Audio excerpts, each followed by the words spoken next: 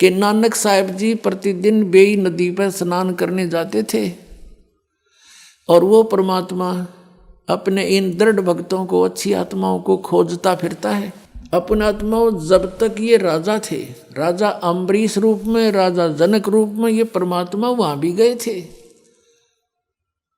लेकिन उस समय हम नहीं सुनते, क्योंकि हमारे को यहाँ का झूठा सुख परिपूर्ण होता है। और जब हम एक हैंड टू माउथ हो जाते हैं तो भगवान को अवश्य खोजते हैं। अब कलयुग का समय परमात्मा ने इसलिए निर्धारित किया था, और काल तो राजी हो गया, 3 युगों में ना ले जाना। मालिक को पता था कि 3 युगों में ये भक्ति ना करें, क्योंकि सबके पिछले संस्कार अच्छे होंगे, कुछ ना कुछ उपलब्धि इनको अपने अध्यात्म की वैसे भी होती रहेगी, पिछली बैटरी चार्ज है, तो ये मानने को नहीं। और जब कलयुग में आऊँगे इनकी सारी बैटरी डाउन हो लेगी, और जो क्रिया ये करेंगे उससे कोई लाभ इनको हो को नहीं, ब्रह्माटी हो जाएगी। और फिर हम आएंगे या मेरा दास आएगा, ये सतनाम का चार्जर लाओगा, बैटरी लानते ही ऑन हो जाया करे 2 मिनट पाछे, और फिर कितना काल करो, कुछ भी काम करो, तो ऐसा होगा। तो नानक साहब जी पिछले संस्कार से वहाँ बैठकर चिंतन करते थे, हमेशा भगवान के ध्यान में रहते थे। जैसा भी ब्रजलाल पांडे से उन्होंने पढ़ा सुना था, उसी आधार से विष्णु जी को सुप्रीम पावर मानते थे।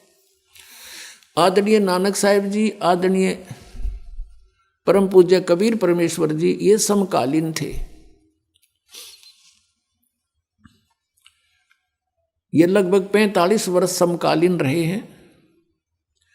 सन 1469 में आदरणीय नानक साहब जी का जन्म हुआ, और आदरणीय और परम पूज्य कबीर परमेश्वर जी 1398 से 1518 तक रहे। 1469 से 1518 तक ये समकालीन थे। परमात्मा बनारस में रहा करते थे, कपड़ा बुनते थे, दानक का काम करते थे, जुलाहे का। अब कहते हैं, जो जन मेरी शरण है ताका हूँ मैं दास, और गेल गेल ला गया फिरूं जब तक धरती आकाश। अम्बरीश राजा थे तब भी परमात्मा गए, समझाने की चेष्टा की, तब तक वो भक्ति नहीं करते थे। उसके बाद वो भक्ति में पूरी रुचि होगी, राजा थे। फिर परमात्मा के ज्ञान को ग्रहण नहीं किया, अन्य ऋषि में ऋषियों से समाधान ढूंढ कर वो क्रियाएं शुरू कर दी। फिर भी दयालु हैं, उनको काम तो ला आए नहीं, तो ये राजा बने पासे कौन भक्ति करे, सारा दिन बकवाद वहाँ इनको। तो वहाँ वो जैसा भी करने लगे, यज्ञ याग करने लगे हैं, और ये मंत्र करते रहे ओम नाम का, विष्णु जी का जो हरियम जाप आपको दिया जाता है, ये करते रहे। और फिर राजा जनक थे तब भी परमात्मा मिले, मालिक पर विश्वास हुआ नहीं, और अन्य ऋषियों से उपदेश लेकर के फिर साधना शुरू कर दी, यज्ञ किए घड़े बड़े बड़े। मालिक ये चाह थे कि ये बैटरी थोड़ी बहुत किसी ना किसी तरह से चार्ज होती रहे, ताकि ये कलयुग तक पहुंच जाए किसी तरह, फिर देखूंगा काल ने। अब परमात्मा वहाँ से अंतर्ध्यान हुए, कहाँ से, काशी से, बनारस से, और बेई नदी पर पहुँच गए, एक जिंदा महात्मा का रूप बना के। नानक साहब जी बैठे थे, परमात्मा ने भी जाके उनको प्रणाम राम राम बोला। नानक साहब जी बड़े अच्छी आत्मा थे, प्यार से श्रद्धा से कहा, आओ बैठो महात्मा जी। बैठ के पूछा, कौन हो, कहाँ से आए हो? परमात्मा ने कहा कि मैं बनारस से आया हूँ और एक जुलाहा जाति से संबंध रखता हूँ, मेरा नाम कबीर है, और मैं परमात्मा की खोज में घूम रहा हूँ। आप बहुत अच्छे भक्त सुने हैं, यहाँ बहुत अच्छे भक्त हो, और कुछ मैं मार्गदर्शन आपसे चाहता हूँ प्रभु के बारे में। मैं भले ही मुसलमान के यहाँ रह रहा हूँ, लेकिन मेरी आस्था प्रत्येक धर्म के प्रति बराबर है। मुझे कहीं से भी मोक्ष मार्ग मिल जाए, मैं तलाश कर रहा हूँ, खोज कर रहा हूँ। इस बात से नानक जी बड़े प्रसन्न हुए, खुश हुए, कहा बैठ जा, आजा मैं बताता हूँ। जब उन दोनों की चर्चा हुई तो नानक साहब जी ने कहा कि सबसे पहले गुरु होना चाहिए प्राणी का। तो वहाँ आसपास जो स्नान करने गए थे व्यक्ति, वह भी बैठ के आकर चर्चा होने लगी। जब दोनों की 20, 30, 50 सुबह सुबह का समय था, तो उनकी जब चर्चा चली तो कबीर साहब ने कहा कि मैंने गुरु तो बना रखा है, बनारस में आदरणीय स्वामी रामानंद ब्राह्मण पंडित जी, उससे मैंने उपदेश ले रखा है। अब नानक साहब ने कहा कि जो ज्ञान तुझे प्राप्त है वो पूरा नहीं है, आप मुझे गुरु बनाओ, फिर मैं आपको सही ज्ञान बताऊं। तब परमात्मा ने कहा कि ठीक है जी, मैं आपको गुरु मानता हूं, मुझे ज्ञान बता दो।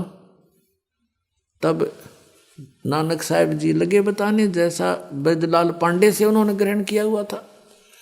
कहा कि विष्णु जी सर्वशक्तिमान हैं, सारे ब्रह्मांडों के रचनहार हैं, और यही श्री कृष्ण रूप में अवतरित हुए, यही श्री राम रूप में अवतरित हुए, और श्री कृष्ण रूप में इन्होंने आकर के महाभारत के समय गीता का ज्ञान दिया।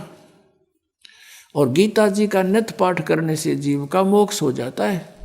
और हरे कृष्ण हरे राम सीताराम राधे राधे श्याम मिला दे, इस तरह के मंत्र और ओम मंत्र, ये सारे कुछ बता दिए। जो ये ब्राह्मण गुरु या हिंदू धर्म के जो ये नकली गुरु बताया करते थे, नकली नाम, वो सारे बता दिए कि ये जाप करने चाहिए, एकादशी का व्रत करना चाहिए। अब परमात्मा ने प्रसन्न किया कि देखो मैं आपको गुरु धारण करने जा रहा हूँ, आपका अनुयायी बनूंगा, तो मेरी कुछ शंका का समाधान भी चाहिए मुझे। हक बोलो। आप जी कहते हो कि श्री कृष्ण जी श्री विष्णु जी अविनाशी हैं, ब्रह्मा विष्णु महेश तीनों अजन्मा हैं, इनकी जन्म मृत्यु नहीं होती, और आप इनको सर्वेश्वर कहते हो, और आप ये भी कहते हो कि गीता जी का ज्ञान श्री कृष्ण जी ने बोला। हाँ बिल्कुल सही है, नानक जी बोले। तो आप गीता जी अध्याय नंबर 4 के श्लोक 5 और 9 में देखिए, और 2 के अध्याय 2 के 12 में, 10 के 2 में, इनमें यूँ गीता ज्ञानदाता कहता है मेरे तो जन्म और मृत्यु होता है, हम अविनाशी नहीं हूं। फिर आप कह रहे हो ये अविनाशी हैं।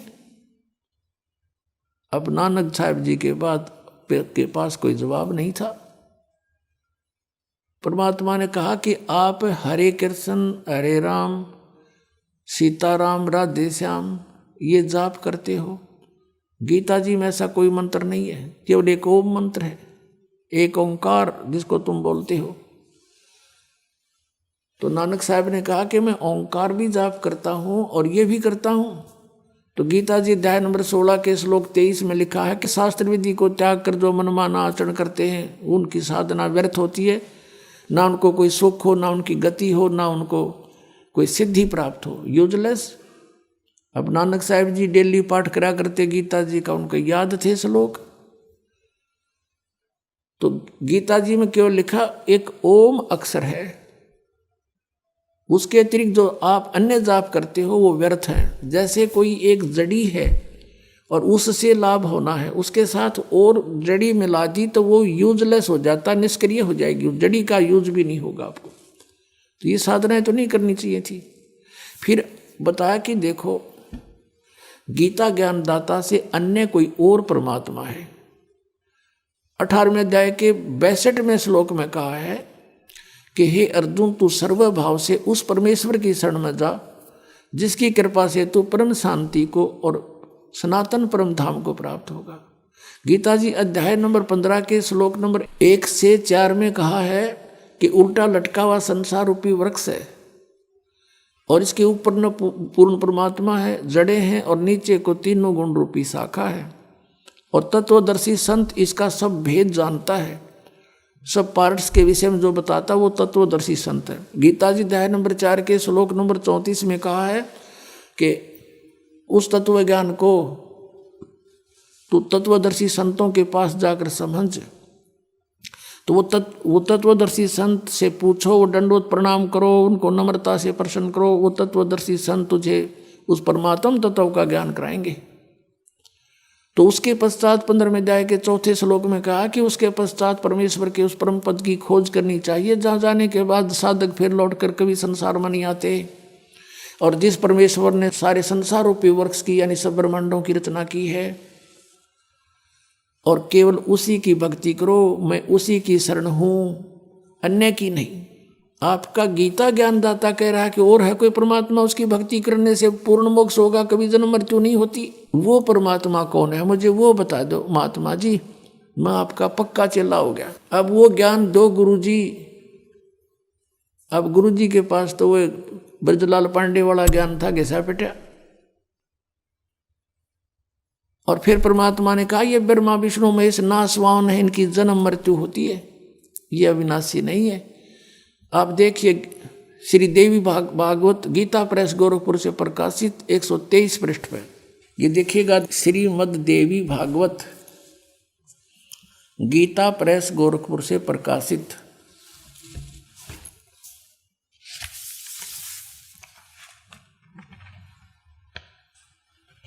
संपादक हनुमान प्रसाद पोदार चिमनलाल गोस्वामी।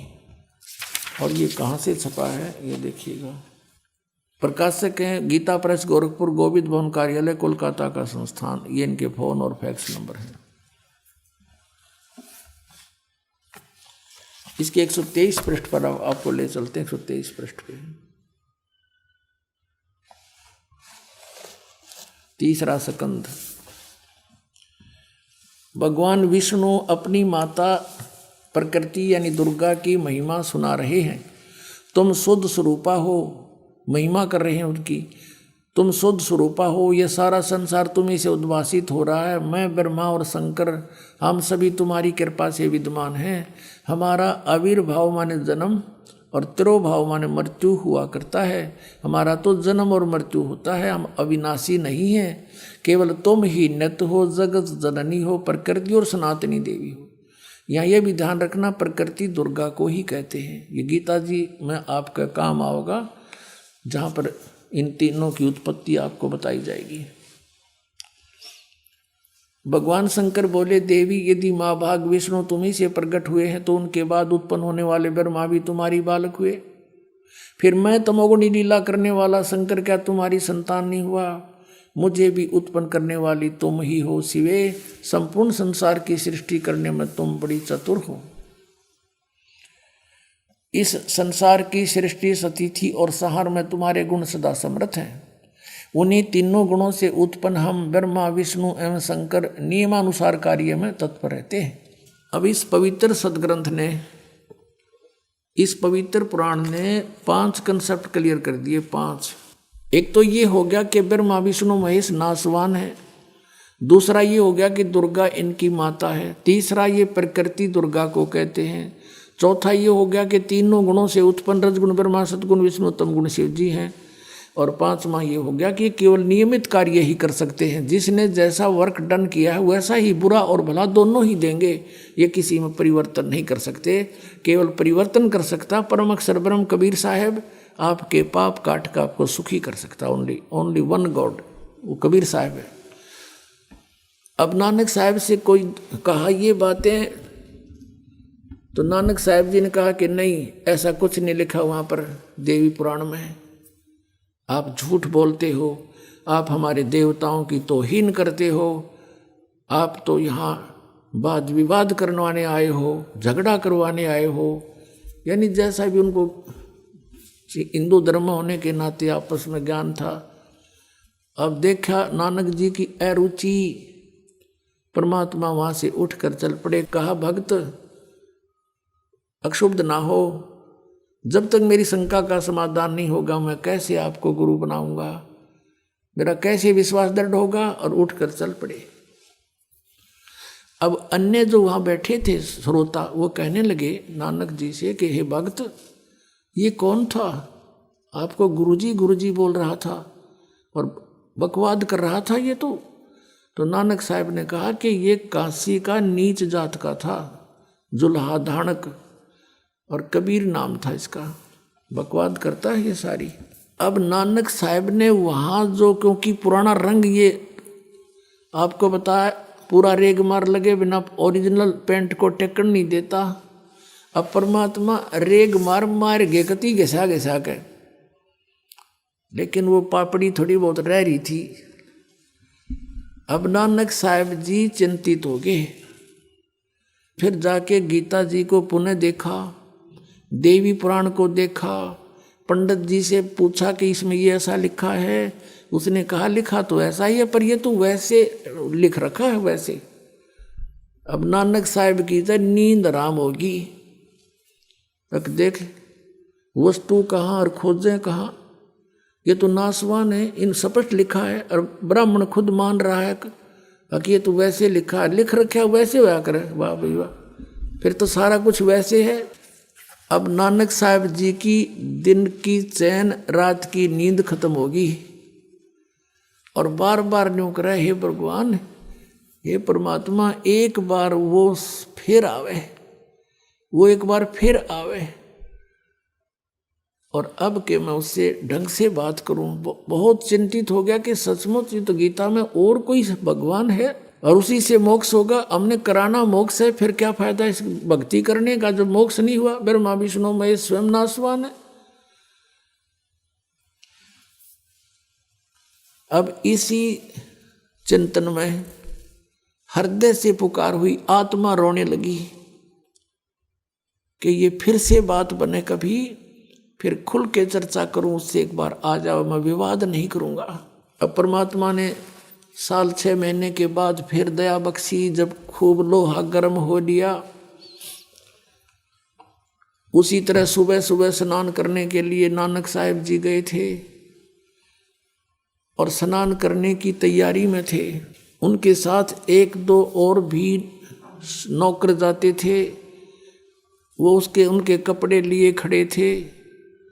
परमात्मा वहाँ पहुँचे, कबीर साहब जी उसी जिंदा रूप में, लेकिन उस दिन वो केवल नानक साहब जी को ही दिखाई दे रहे थे, अन्य को नहीं। अब नानक साहब जी ने देखा कि आ गया वही भक्त नहीं, ये तो पूर्ण ज्ञानी लगता है। अब वहाँ उनकी तरफ गए, प्रणाम हुआ दोनों तरफ से और बैठ गए वहीं एकांत में।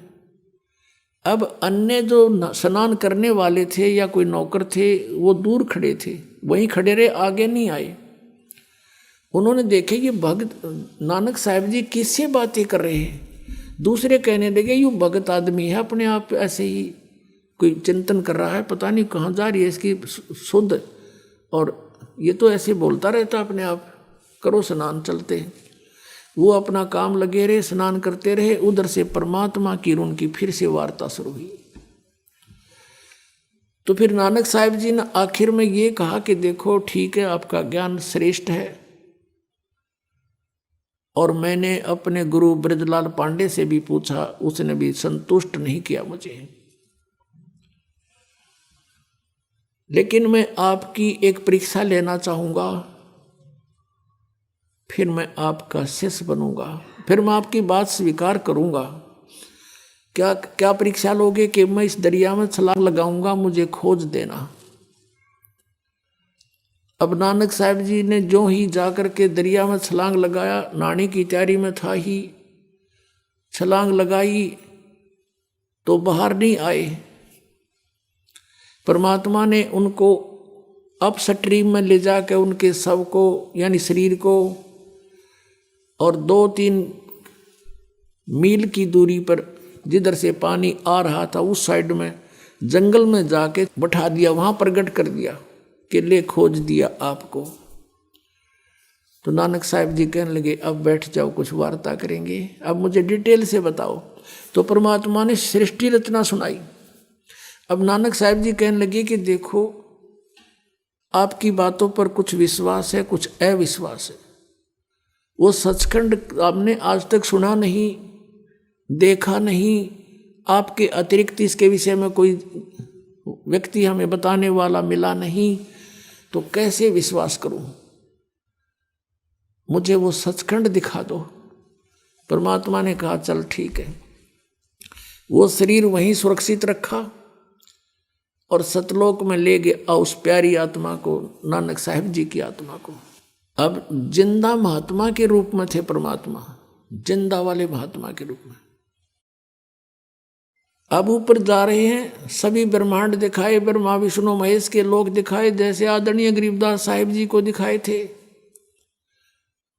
जिनके उपलक्ष्य में ये 7 दिवसीय सत्संग हो रहा है कि वो परमात्मा आदरणीय गरीबदास साहिब जी को मिले थे सन 1727 में, जब 10 वर्ष के थे गरीबदास साहिब जी। और फाल्गुन उतरते की द्वादशी, फाल्गुन सुदी द्वादशी को दिन के 10 बजे वहाँ प्रकट हुए थे, छुडानी गांव के जंगल में, खेतों में। तो ऐसे गरीबदास साहिब जी को ले गए थे, ऐसे ही सभी महापुरुषों को ऐसे ही एक जैसा ही वहाँ दिखाते हैं सबको।